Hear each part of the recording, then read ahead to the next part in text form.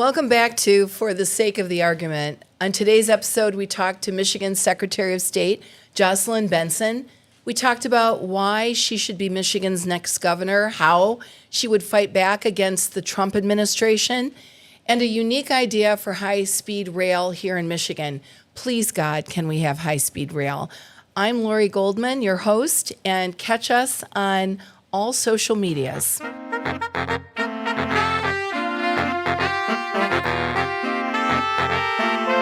Jocelyn Benson, our Secretary of State, thank you so much for being here today. Thank you for the service you are doing to inform voters everywhere of what's at stake. We all do what we can. Thank you so much.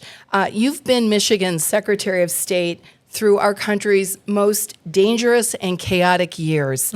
I mean, you've had armed protesters outside your home. How do you balance being a public figure, a wife, a mother, a neighbor, with a person doing your job? How do you make that work? Well, my job is to see others' pains and struggles and try to alleviate them. And so I see those pains and struggles that so many of us are feeling as a mom, as a parent, as a wife, as a resident in the city of Detroit. And so for me, my work is about addressing the issues I'm seeing day to day as a parent, and in particular of this 9-year-old kid who is going to inherit everything we leave behind, but also as a former teacher, as the daughter of special education teachers. That experience shaped my service. And so to me, it's an honor to be able to try to see all these problems right now and do something real about them. That's what I've done as Secretary of State. And I think it's on all of us to find a way to use our all the things that make us who we are and find a way to serve and improve this world. And that's, so to me, it's all connected. Well, that's a very good response, and it's honorable. Does your family feel the same way? My husband is a combat veteran. You know, I still remember the call I got from the battlefield in Afghanistan when he said, "Honey, I'm being targeted by the Taliban today because I dismantled a bomb. They're using machine guns. Just want you to know." Right? I still remember that call. That is, for me, both what real fear is and also what real service requires. And so that's who we are as a family. We believe in service. We believe that service is that rent that you pay for our time here on earth. And now we have a little kid who's seeing that as well, and who embraces fear as an opportunity to be brave, because I hope he's seen us do the same. At what moment, if you can remember, did you realize that running Michigan's elections was going to put you in real potential danger? When people were gathered outside my home with guns saying, you're a traitor, and turn yourself in. And I was trying to shelter my little 4-year-old at the time from that as we were decorating our Christmas tree. And so I run the bath water louder to drown out those noise. But in that moment, I thought of the folks who stood at the foot of the Edmund Pettus Bridge in Selma in 1965. And I thought, democracy sometimes does require defending the will of the people, defending the voices of the people of Michigan does sometimes require us to stand in the breach and walk forward, unafraid, into whether it's protesters outside my home or Alabama state troopers in March of '65. And so connecting to those who've been brave before us to make democracy work enabled me to feel courage as well and understand that the fight that we're in right now isn't about one person or one election even. It is a fight for the future of our democracy, and I'm proud to play a small role in that fight. I don't know if I'm allowed to ask you this, but do you have a security detail? I do. Okay. Yeah. All right. Thank God. Gen Z showed up big in 22, but stayed home in 24. What are we as activists and organizers, and you as politicians in office and people running for office, missing when we try to talk to young voters? I think we're not doing enough big things to make life better for so many young people and recognize that everything we're building now, they will inherit and have to do something about. And so, yes, we need to ensure we are showing up every day to save people money, to cut wasteful spending, to save people time, to make government work well. But we also need to be investing in our future in dramatic ways, whether it's climate change and recognizing that, for us, it may just be the weather's a little bit hotter, but for our youngest voters, they know what's coming. And so investing in real change to reduce or mitigate the impact of climate change is what they should rightfully demand from their leaders. And if they're not seeing it, then they need to be able to find other ways to voice that criticism. So I think for too long we have not been delivering for various different folks, various different people who are now feeling the pain, whether it's of climate change or the increase in the cost of living and the unaffordability of everything. And so in this moment, it's our job to build the coalitions we need to push forth that transformational change. But it's also, right for voters to say, tell us what you're going to do to make our lives better if you want our votes. All right, I'm going to put you on the spot. In 60 seconds, what would you tell a disengaged 22-year-old that thinks their vote doesn't matter? Run for office. In one, but two, that if you don't vote, someone else is going to vote and fill the void of your silence. Do you want someone else speaking for you? Do you want someone else determining your future? If you vote, you have that power to determine your future and demand that people in power listen to you, that they're accountable to you. Your vote is more than just one election. Your vote is you saying, I'm here, I have a voice, and you better listen. You joined State Rep Dylan Wigella and others in calling for the release of Mahmoud Kahil, citing concerns over ICE detentions and free speech. What motivated you to take a public stand on this? And why, this is important, why don't you think the governor or any other candidates for governor signed on? I can't speak to why someone else didn't sign on, but for me, as someone who started my career investigating neo-Nazis and white supremacy and anti-Semitism throughout the country, I've seen what happens if we don't speak out against injustice, even if that injustice is being done to people who we don't agree with. The idea of taking people out and deporting people without due process, of removing people from their families simply because we don't like their political speech is un-American, and it's not who we are. And I felt it was important to make that statement. You're running for governor of a state that has the largest Arab American population outside of the Middle East, that also helped ignite the national uncommitted movement. Do you believe what's happening in Gaza is a humanitarian crisis or a genocide? A lot of voters are looking for a simple, clear answer on that question. I certainly believe it's a humanitarian crisis anytime we see people starving and in need of food and in need of basic supplies to live. I also think here in Michigan, there's a lot of suffering that as governor I can do something about to actually ensure we are driving down the cost of living, ensuring homes are affordable in Dearborn, in Oakland County, in Traverse City, and everywhere in between. So for me as governor, my job will be to unite our party, unite our state around an economic agenda where everyone can have an affordable cost of living in this state, where everyone can thrive. So those are the things I'm focused on. And in working with folks from all over the state to build that coalition that we will need to govern well, I'm very confident in the fact that you can bring people together around an economic agenda that lifts all boats, makes housing affordable, improves quality of education, makes sure health care is accessible for all. Because no matter who we are, or who we worship to, or where we live, we all want our loved ones to be happy and healthy and safe and nearby. And I'll be a governor that sees the challenges for everyone in our most rural parts of the state as well as our most urban, and works to bring a unifying agenda to address all of those issues for our citizens. Attorney General Nessel was critical of Governor Whitmer working closely with Trump. She said, in quotes, "Appeasement is not a workable strategy with a fascist." Would you approach working with his administration differently? Well, my goal, as I've done as Secretary of State, is to always speak truth to power. No matter how powerful someone is or how much money they have, I will always speak the truth on behalf of the people I fight for and represent. Sometimes that's going to mean working with people to ensure we're getting the economic investment that we need to expand educational opportunity and job growth in our state. But more than ever, it's going to mean standing up to people in power who would try to silence or take away the rights and freedoms of our citizens. Governors in this moment can and must be guardrails against that injustice, against that tyranny. It's the same guardrail I've been as the chief democracy officer for the state at a time when the same sitting president has tried to nullify the votes of our people. And I'll be a governor that will stand up to anyone, anytime, anywhere who would stand in between our citizens, their rights, and their economic opportunity. Do you support universal health care or a Michigan-level public option like MyCare? I think it's critical that we are developing unique and transformational ways to make healthcare affordable for everyone. So certainly things like MyCare are critical to enable us to do that. With the changes at the federal level and the complete decimation of past funding for Medicaid and other types of things that millions of Michiganders rely on, we're going to have to take a wholesale approach to revisiting how we deliver healthcare in our state, in addition to looking towards what it's like in a rural part of our state to not even have access to be able to drive to a hospital if you're not in an ambulance. And so, yes, we need a holistic review of how we're ensuring everyone has access to healthcare in our state, especially in light of the changes we're seeing at the federal level. Please God, I have 17-year-old triplets. I pay $300 and something a month for each of their health care. Plus, I have Medicare, but I have to pay for my supplemental insurance, and that's another almost $300. It's backbreaking. Yeah. And I work. Yeah. And I have a decent job. So it's really an important issue for a lot of Michiganders. And your story is like so many others I have heard all across the state.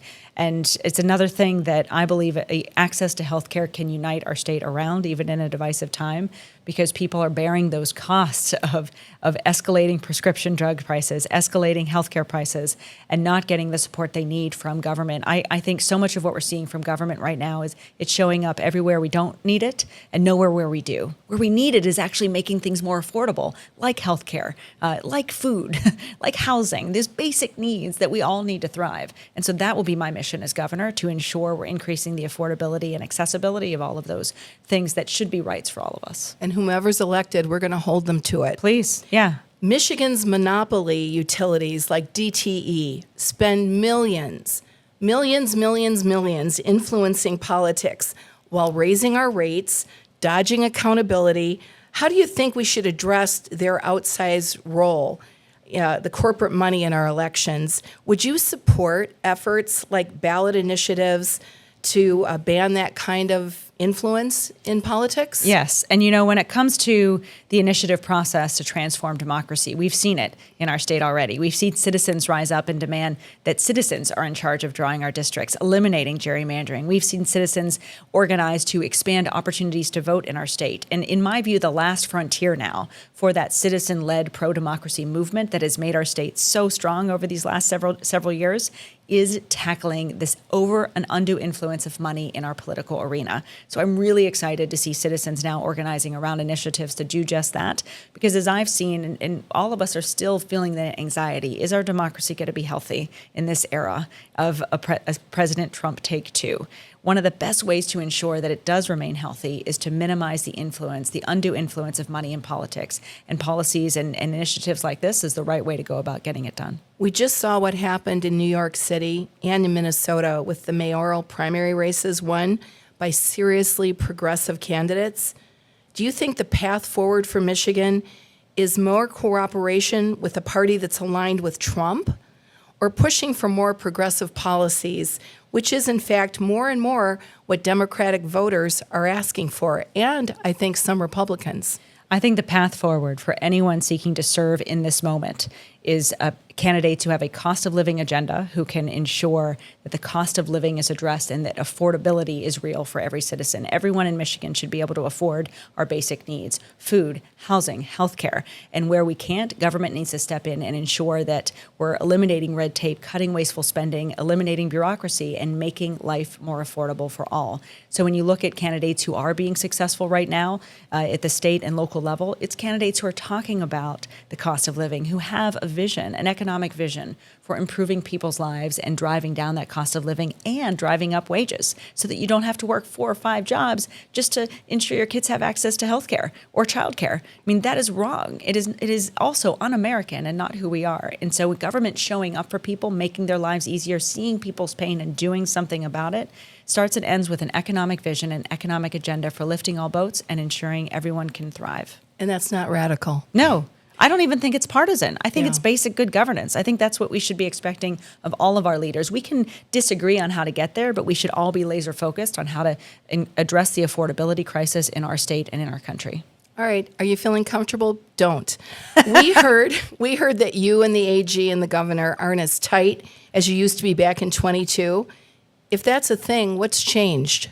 I don't know if you've read my book, Purposeful Warrior, but there's a whole chapter on the women of Michigan and actually how we are friends. We all have each other's back. We all see each other's work. And so I will always say one of the greatest things about serving as Secretary of State in this era has been able to serve with these and other women like Winnie Brinks and others who have been extraordinary friends and partners and understand the unique challenges of being a female leader in the era of Donald Trump. That is something that did bring us together, continues to unite us. And one thing the governor said to me just a few months ago, which I really appreciated, was how solidarity among women makes us all bolder. It makes us all stronger.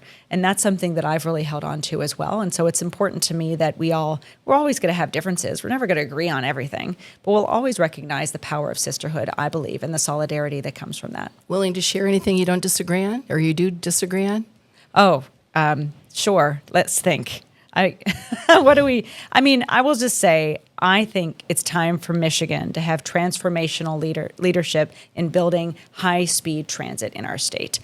I don't know if we necessarily disagree on that, but it's something we haven't seen championed by current leaders, and it's something that I will champion as governor. I think you should be able to get from Detroit to Traverse City on high-speed light rail in under 3 hours, or Detroit to Chicago in the same amount of time. So that type of administrative transformational goal will be something I'll bring forward as governor that we haven't seen other leaders do. Again, I don't know if we disagree on it, but in terms of level of priority, that's one for me. If you're elected governor in Michigan, how can you ensure that you'll be able to protect us from this ever-growing trend of authoritarianism in our government? Well, you've seen me do that for the last 8 years as Secretary of State, standing up proudly, whether it's to Elon Musk or Donald Trump or Betsy DeVos or anyone else who would try to rip away the rights and freedoms of our state, and also working with citizens to ensure we also have that power. The power of the people will always be greater than the people in power. And my job as governor will be to also make sure that we realize our own power, because so much of what we've achieved together in standing up to tyranny, standing up to authoritarianism, and doing great things in the state during this era has been born out of the work that folks have done on the grassroots level. We as leaders are grateful to be able to be a part of that work, but we would have not been able to do any of the transformational things we've done for our democracy or for our reproductive freedom in this state without men and women banding together at the local level, signing petitions, organizing, coming out to vote. That's what's really changed our state over these last few years, and that's the best antidote to the rise of authoritarianism, the power of the people. Well, then this is a good follow-up question. Republicans recently subpoenaed your election manuals and even voted to hold you in contempt if you didn't provide them. Are you worried as a woman running for this high office that Republicans are going to view you as not being cooperative? Does this bother you that your image is being tarnished by the right, or are you strong in your convictions? Yeah, I mean, my work is to defend and protect the people of Michigan, our elections, their rights, and their freedoms. And so when someone asks and uses the levers of power to demand that I turned over information that would enable them to impersonate clerks or interfere with the ballot chain of custody or tamper with voting machines, I'm going to say, let's ask a judge first before I just hand this over to politicians who can't promise me that that information won't end up in the wrong hands and thereby impact the security of our elections. We have turned over 3,000 documents to the House Oversight Committee, and we even set up a website, michigan.gov/election transparency, that shows all those documents and all that information, because I believe in transparency, particularly when it comes to our elections. But I also believe we have to protect the security of the process and protect the people's voices. No matter how much mud someone throws at me, I'm always going to stand in defense of our values and our rights. And so I'm grateful that the next step in this process is to have a judge look at our arguments and make a decision, and I'll abide with whatever that judge says. But I believe strongly in standing up for the security of our elections, and that's exactly what I'm doing here. The Republicans have created the Election Integrity Committee.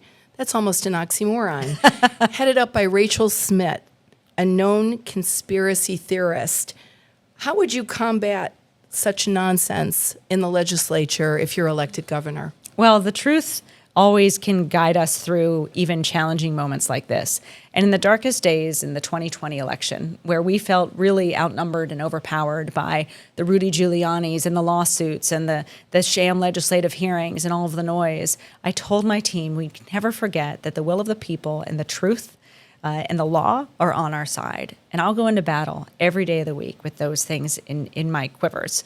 And so that's how I'll stand up and continue to stand up to anyone who's trying to abuse their positions of authority to further conspiracy theories and not pass a budget or do all the things that we actually need our legislature to do. But I'll also try to continue working with people to move things forward and get things done, particularly when it comes to improving the economic prosperity of the residents of the state. Okay, you'll remember the people put you there. Yeah, always. Okay, that's who you have to work for. Yeah. All right, ready for the lightning round? Let's do it. This is what always makes people sweat, but you don't have any perspiration going on right now. Tell me something you did this week that would surprise us, and don't say running. Because that wouldn't surprise you anymore. No. I sat down with hundreds of arts and music teachers in Lansing to say, how can we do better by you? And heard extraordinary stories about how the first thing that gets cut, oftentimes in school budgets, is funding for the arts. And at the same time, those kids who have access to quality arts education are oftentimes the highest performing students on every other metric. And so for me, investing in a quality arts education is something that's a priority personally for me and will be as governor, but it's not something I talk about it a lot, so it might surprise people. That's very noble. It's not surprising. Haven't you eaten a whole pizza before you went to bed or something? I Come went on. down a water slide. I went to the Bavarian Blast water park with my Okay. family, and we went down some water slides together. Okay, that's yeah. Surprising. fabulous. All right. Yeah, that really is. All right, and your bathing suit stayed up and everything? It did, Okay, thankfully. that's good. Yeah. Last show you binge watched and loved. Traders. Really? Love. Obsessed. Yes. Okay. Yes. I don't know that show. Because it's fascinating. Because it's a reality show where they ask people to lie in order to win. And the fascinating thing to me is the challenging. Survivor's interesting, but it's like people are choosing to be deceptive, and So it's Traitor. traitors. Yeah, so they Okay. appoint someone a traitor, and it started in England. The British ones are the best. I've watched all the countries. I'm serious. We love it because it's fascinating glimpse into like real people who are asked to lie to their friends in order to win this game. And the focus is on the struggle that they go through, and everyone deals with it differently. The New Zealand version is very different than the UK version, and then the US is now, I think, had 3 seasons. So yeah, it's great. That sounds like running for office to me. Exactly. I learn a lot. All right, what was the first concert you ever went to, and where was it? Beach Boys. Oh, I know, in Pittsburgh, Pennsylvania. And I only know that because my son recently went to a Beach Boys concert, and it was his first concert, and we realized we had that in common. Well, that's iconic. And I went love with my that. dad took me when I was a little girl. Are you a morning person, a night owl, or both? Both. I'm just always working. Yeah. I know. And I'm a mom, right? Like, let's face it, moms, we're everything. Yeah. We have to get up early, we got to stay up late, and do everything in between. If you could teleport instantly anywhere in Michigan for a weekend, where are you going? Ishpeming or Marquette, Upper Peninsula, maybe Really? Big Bay. Oh my gosh, Lake Superior, nothing like it. My The gem daughter's of our going to go to state. college in Marquette. Northern? Yeah, Yes. it is the gem of our state. And my favorite run in the world is the run along Lake Superior, along that trail. So always, How many Marquette miles? for me. Make me feel bad. How many miles do you You run? can choose. I do Okay. 6 a day. I run 6 Holy miles a day. cow. But you Okay. can do just like a mile and a half around one of the. I mean, there's different ways that you can build together a great run up there. But yeah, Marquette, 100%. Okay, and now, what's your most irrational fear? Mine is seeing a ghost. I never want to. Oh, I'm gonna cry. My kid said just losing my kid. Oh, That's it. okay. Yeah. And that I I hope can't. that's very irrational. It I is hope very so- irrational. yeah. I hope so too. But that is the fear, and because we talk about that a lot with our son, because his greatest fear is being alone and losing his parents, and so something we talk a lot as we Yeah, I know. build strong communication among our family. I think but yeah. I think that is an irrational it's- fear, and yeah. sometimes not irrational of so many parents. Yeah, well, my son woke up this morning and couldn't find us because we were downstairs making breakfast, and he got really scared. So that's why it's front of mind. But we sat down and talked to him, let him know he's safe, But it's just these little things that trigger us, and just say I see that fear too, because I would be afraid if I woke up and couldn't find you. Oh, that's Yeah. very compelling. What's your favorite Michigan-made snack or drink? Mine's Faygo cream soda, which does taste like colostomy prep, but Yeah. What's yours? So Cherry Republic has these Boom Chunka cookies that are like white chocolate and cherry. They're so good. They're so good. I shouldn't say it's my favorite snack because I eat one and then I'm like, I got to go for another run. They're so good. There's nothing like them. Yeah. I want you to do a campaign picture with one of with all the cookie in cookies, all the hand. cookies. Yeah. Every time I go to a town, I find the Cherry Republic and get one of those fresh cookies. They're so good. All right. Yeah. So Secretary of State Jocelyn Benson, last question and most important Okay. that people want to know.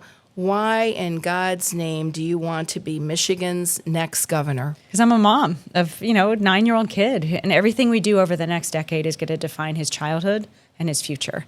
And it's going to define the future of our loved ones all across the state. And so I want to make Michigan the best place to be a kid and raise a kid and call home.